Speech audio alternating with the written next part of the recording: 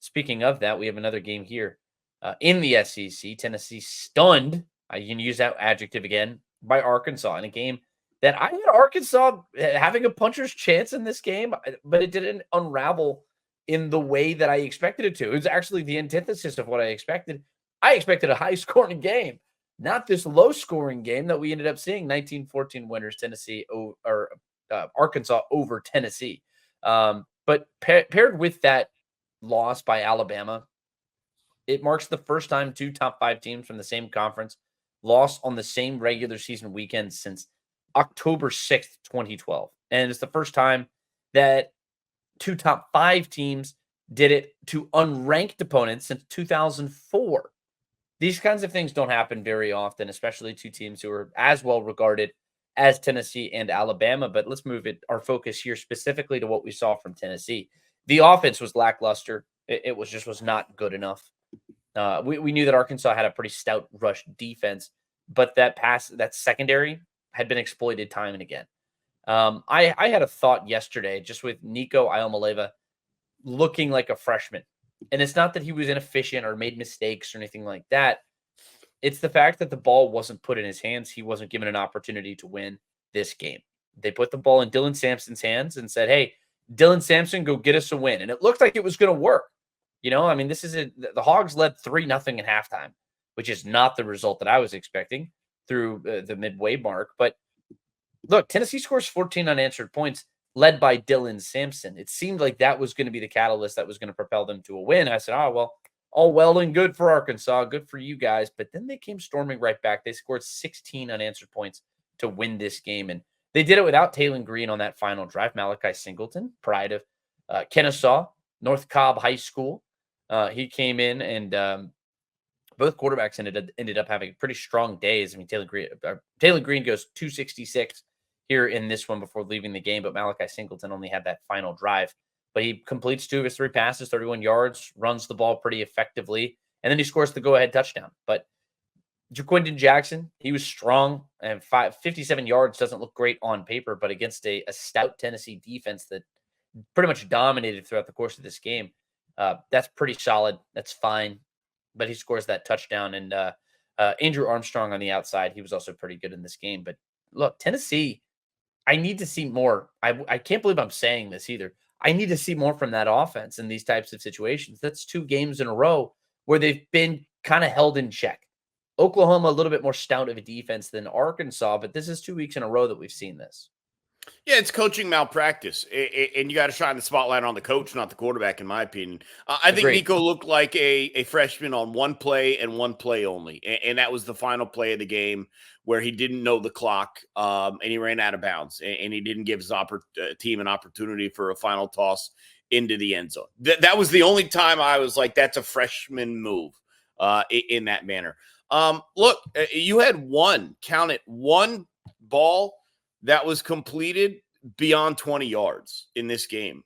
That's not enough. That's not aggressive enough. And this is not the sort of offense that needs to work its way up the field in the pass game. It's the sort of offense that needs to be hitting big plays. Now, maybe he felt they couldn't protect Nico to allow routes to get down the field, right? I mean, Arkansas did have 4 sacks throughout the course of the game. Maybe that was part of it, but you got to open up the playbook for Nico and let him do what he's talented enough to do. I think by putting a leash on him, having quick throws, short routes, stuff like that.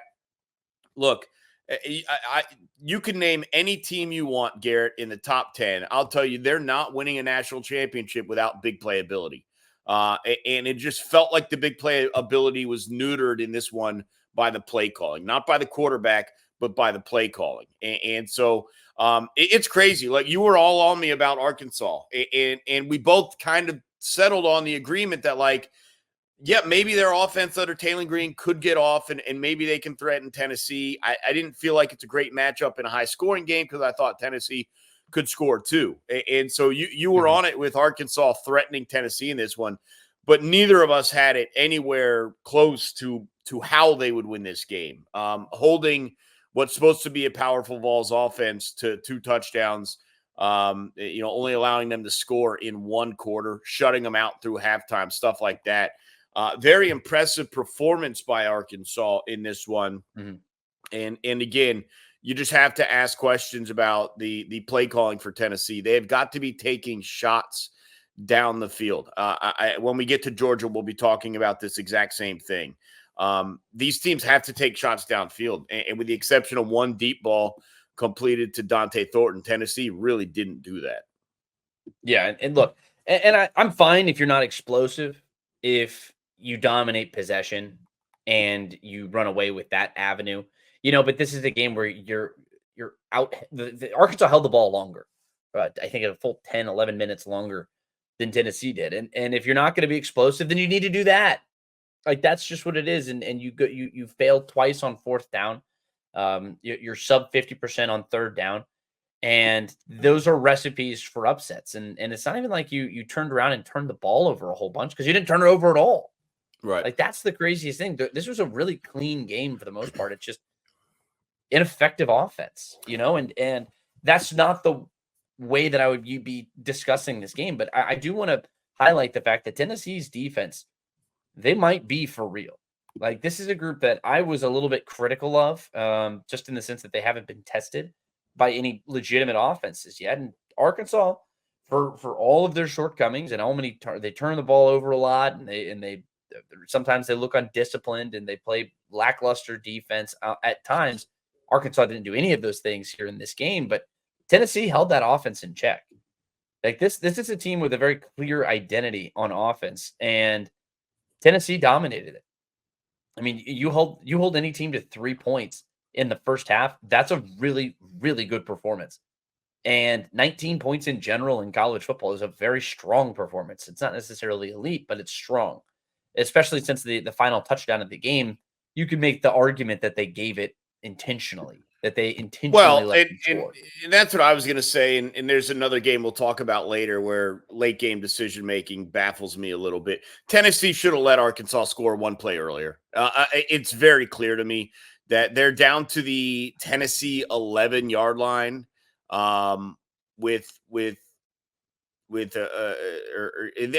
in field goal range. Like they're just in field goal range or earlier. You have to score. Like a field goal would have beaten you. Like you should have let them score. Like, I mean, maybe you could have tried to hold on for a missed field goal, I guess, but they get down to the 22-yard line before the 2-minute timeout. And it's at that point that's when you should have scored. You should have let them score. You instead let two more plays come off. You don't let them score till a minute 17. And then based on what we saw at the end of the game with Nico running out of time there with the final play with 6 seconds left, you probably should have had 45 more seconds. And so I get this idea of like, you don't want to give up. You want to keep fighting. But like, I feel like the better way to fight in that one is to let them score and not theoretically hold them to a 37-yard field goal. Yeah. And last point here, Sam Pittman, man, I've never met somebody who has any negative things to say about Sam Pittman. He's a very well-liked person. It was also a little surprising that he kept his job at the end of last season. I think he was a very popular candidate for hot seat rankings and discussions like that. Sam Pittman needed this game. Sam Pittman, Arkansas looked like a better football team this season through this point of the year. And now going into a bye week, they can hit the reset button and kind of rest up and recalibrate for the rest of the season. But it's a lot easier when you're coming off of a win over a top 5 opponent.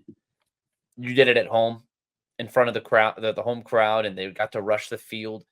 Vibes in Fayetteville, Arkansas are very high. And Sam Pittman is the person who needed this game because the results, they just hadn't been coming yet. I mean, like, this is a team that just lost to Texas A&M in a stinker of a game. Yes, you beat Auburn, but that was kind of a game that I don't know if anybody really felt like they won that game. They needed this one really badly, and Sam Pittman in particular. I know Tennessee is going to get a lot of the lumps here, and they deserve it. They deserve it because they should have gone out and rolled this game. They absolutely they should have. And they left the door back open for Arkansas to come back into it. But good for Sam Pittman. Really. It's good for Sam Pittman. Any more thoughts on this one before I move on? No, I just look. Tennessee was kind of lucky to be in this game to begin with. Arkansas missed so many chances early in this game to put it away in the Yeah, first that's half. actually a good point too. It went 3-0 at halftime. I texted you midway through. I was like, it feels like it should be 17-0. 3-0 puts Tennessee in this game, and we all ultimately saw Tennessee come back in the second half and take a lead. Mm-hmm. Arkansas pulled ahead in the end, but it was just it. You mentioned it was a relatively clean game in terms of turnovers, but there were still a lot of points left on the board for the Razorbacks. I wanted to mention that, like, as Yeah. far as turnovers and penalty, there were penalties. Like Tennessee had 10 penalties, but it was 60 yards. Most of them were procedural penalties, little things like that, which you got to clean up, obviously. But ultimately, like, yeah, Arkansas. That's why it felt like this was a game that was going to slip away from them at the very end. But credit to the Hogs, man. They get the result over there in Fayetteville. But